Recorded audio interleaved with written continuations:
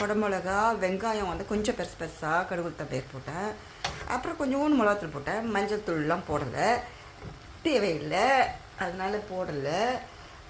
இது கூட வந்து சைனீஸ் சோஸ், இது இந்த மாதிரி இருக்கும் சைனீஸ் சோஸ். அதாவது நம்மளுக்கு வந்து ஃபாராக இருக்கும். நான் கொஞ்சம் எப்படி சொல்கிறதுன்னா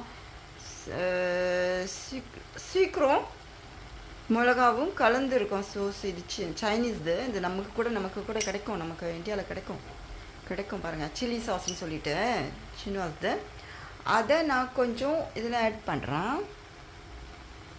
இதில் இப்படி ஆட் பண்ணிவிட்டு அதுக்கப்புறம் இதை சாப்பிட்டு பாருங்கள். இது கூட வந்து ஏன்னா சர்க்கரையும் கொஞ்சம் லைட்டாக சர்க்கரையும் இந்த சாஸ் இந்த சில்லி சாஸ்ன்றதுனால அப்படியே சைனீஸ் மோட சாப்பாடு வேணும்னா இதுதான் நான் என்னோடய ப்ரிப்பரேஷன்.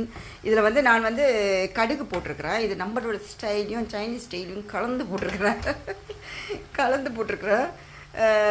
இதை இப்போ சாப்பிட்டு பாருங்கள்.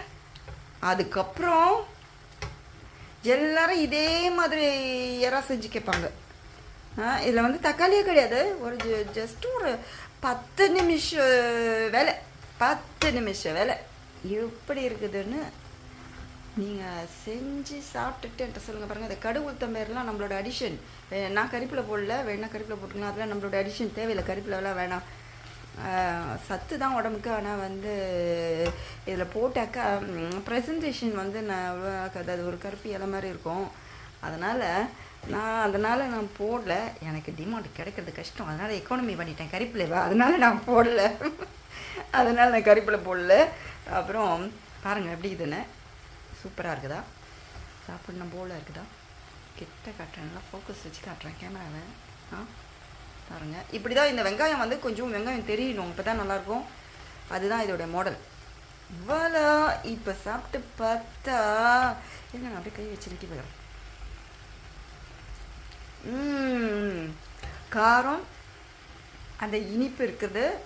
அதனால தான் சில்லி சாஸ்ன்னு சொல்லிட்டு சைனீஸ் வாங்க சொன்னேன். அது 2 இருக்கும்போது அவங்க சைனீஸ்காரங்க எல்லாத்துலேயுமே கொஞ்சம் சுகர் ஆட் பண்ணுவாங்க. அதனால் அது வந்து உண்மையிலே நல்ல கொடுக்குது, நல்ல டேஸ்ட் இருக்குது. நான் அதை டெஸ்ட்டு பண்ணிவிட்டு தான் இதை வந்து செய்கிறேன்.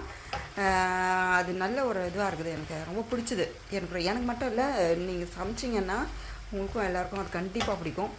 அதனால் இது என்னோடய புது இந்தியன் சைனீஸ்